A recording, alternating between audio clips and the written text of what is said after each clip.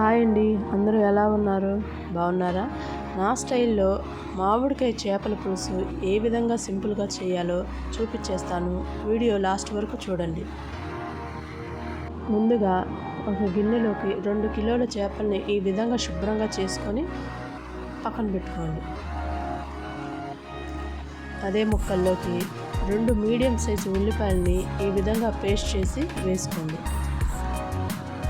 అలాగే 2 medium size టమాటాలను కూడా ఈ విధంగా పేస్ట్ చేసి వేసుకోండి.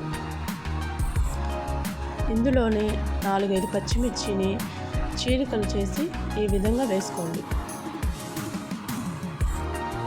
ఇప్పుడు మీ రుచికి సరిపడా, ఘాటుకి సరిపడా కారం వేసుకోండి.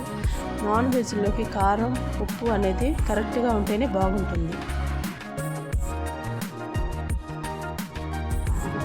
ఇలా కారం వేసుకున్న తర్వాత చిటికెడు పసుపు వేసుకోవాలి. ఇప్పుడు ఒక గుప్పెడు గల్లుప్పు వేసుకున్నాం.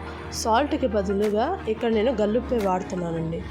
అలాగే కొంచెం కరివేపాకు వేసుకున్న తర్వాత ఆయిల్ అండి. నాన్ వెజ్లోకి ఆయిల్, ఉప్పు, కారం అనేది సమానంగా ఎక్కువగా ఉంటేనే నీచు వాసన రాదు. అలాగే టేస్ట్ కూడా బాగుంటుంది. చూడండి, ఇలా నేను వీడియోలో చూపిస్తున్న విధంగా ముక్కలన్నిటికీ పట్టే విధంగా బాగా కలుపుకోవాలి.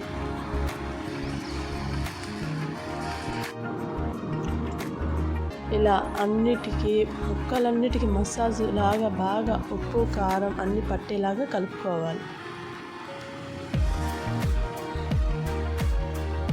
ఇలా కలుపుకున్న తరువాత చింతపండు అండి, 75 గ్రాముల చింతపండు ఈ విధంగా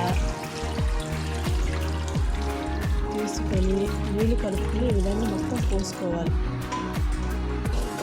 ముక్కలన్నీ మునిగేంత వరకు వాటర్ని మనం పోసుకోవాలి.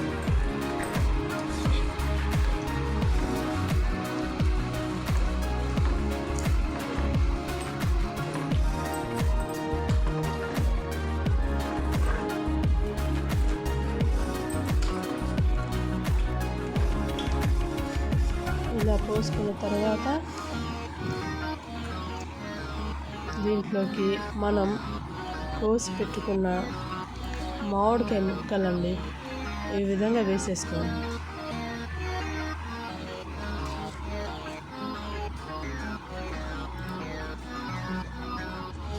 వేసుకున్న తర్వాత దీంట్లోకి కొంచెం కొత్తిమీర ఈ విధంగా చిన్నగా కట్ చేసుకొని వేసేసుకోండి.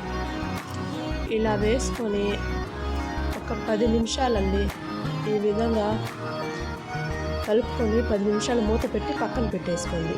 ఎందుకంటే ఈ విధంగా పెట్టుకుంటే ముక్కలన్నిటికీ ఉప్పు, కారం బాగా పడుతుంది. ఇప్పుడు 10 నిమిషాల తర్వాత చూడండి, ఇలా ఉడుకుతున్నప్పుడు ఒకసారి తీసి ఈ విధంగా గంటి పెట్టకుండా మనం చేతితో చేపల పులుసుని ఈ విధంగా గిన్నెను తిప్పుకోవాలి.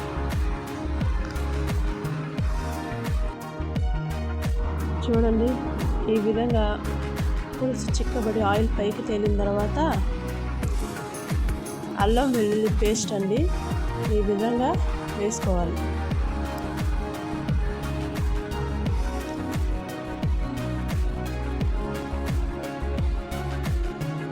వేసుకొని చేపల మసాలా అంతా పట్టేంత వరకు బాగా తిప్పుకోవాలి.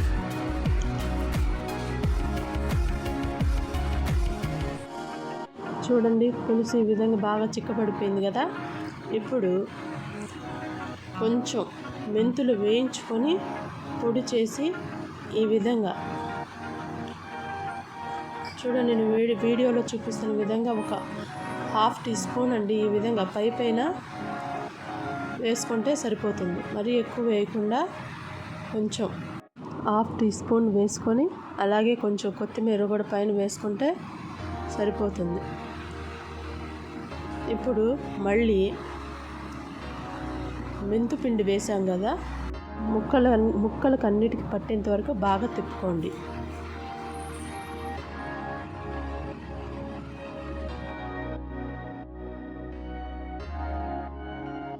చూడండి ఎలా చిక్కబడిపోయిందో, ఆయిల్ మొత్తం పైకి తేలిపోయింది కదా.